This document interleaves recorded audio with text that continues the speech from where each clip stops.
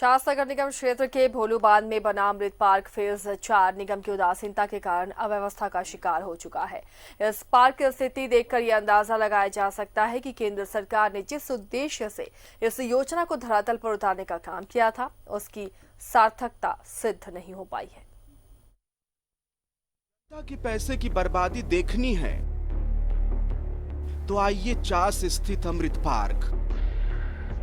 सरकारी उदासीनता देखनी है तो आइए चास स्थित अमृत पार्क। चास के भोलूर बांध में बने अमृत पार्क फेज 4 का निर्माण चास नगर निगम ने कराया है। लोगों की लंबी मांग के बाद नगर निगम ने जब इसका निर्माण शुरू किया तो क्षेत्र के लोग बेहद खुश थे। टहलने वाले खुश थे कि उन्हें भीड़ भाड़ और ट्रैफिक से दूर एक अदद जगह मिल रही है। बच्चे खुश थे कि उन्हें झूला झूलने के लिए मेलों का इंतजार नहीं करना पड़ेगा।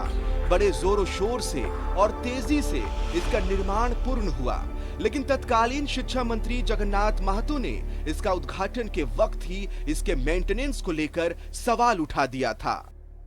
पार्क में जो पैसा लगाया है वो पार्क को उखाड़ के, पार्क का जो रोड बना हुआ फेबल बना हुआ उसको उखाड़ के पार्क के अंदर से नाली फिर बनाया जा रहा है। तो पैसा का गलत इस्तेमाल कर रहा है सरकार का पैसा का। जो हमारे अपर नगर आयुक्त है, लगता है सिर्फ कमीशन के चलते इसे पार्क बना है। और अभी भी आप जाकर देख सकते हैं कि भोलू बांध का पानी इतना गंदा है, पार्क बनने से यहाँ का जनता का कुछ भलाई नहीं हुआ। अगर आज की बात करें तो निगम ने अपनी लापरवाही और उदासीनता की वजह से इस पार्क को बहुत कुछ दे दिया है। कूड़ा कचरा, दुर्गंध युक्त हवा, बजबजाती नाली, काई जमी तालाब। इस पार्क में वो सब कुछ है जो इसे कहीं से भी अमृत पार्क का दर्जा नहीं दिला सकता। हाँ, इसे आप निगम का बनाया हुआ नर्क पार्क जरूर कह सकते हैं, जिसमें निगम को पहले से ही विशेषज्ञता प्राप्त है, जिससे निगम के क्षेत्र में रहने वाले रोज ही रूबरू होते रहते हैं। निगम के डिप्टी मेयर इसकी जिम्मेदारी निगम के प्रशासक पर टालते हुए इस मामले की जांच की मांग कर रहे हैं। प्रशासक की जवाबदेही है कि पार्क की इतनी दयनीय स्थिति क्यों हो गई। एकदम इसमें कहीं किंतु परंतु नहीं है। आप फेज 1 को देख लीजिए स्थिति, फेज 2, फेज 3, ये भोलूर बांध फेज 4 है। चारों पार्क आज के डेट में दयनीय स्थिति में है।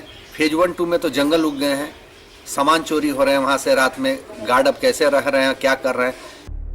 दूसरी तरफ नगर आयुक्त इन आरोपों से पल्ला झाड़ते हैं। हाँ, वो ये जरूर मानते हैं कि सारी गड़बड़ी निर्माण के दौरान ही हुई है, क्योंकि अधिकारी सही तरीके से डीपीआर ही नहीं बना सके और अब देखरेख के लिए निविदा नहीं निकालने की वजह से हालत बदतर हो गई है।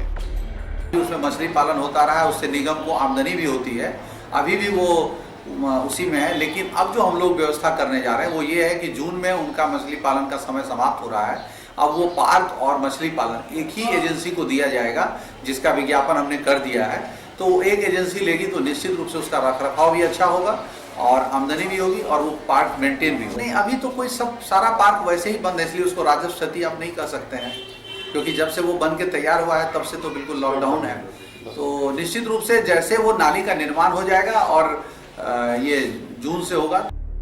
गलती किस स्तर पर हुई है ये तो जांच में पता चल जाएगा, लेकिन जनता के लिए, जनता के पैसे से बना ये पार्क जनता के काम क्यों नहीं आ रहा है, ये जानना है तो इस पार्क में आकर आप खुद समझ जाएंगे।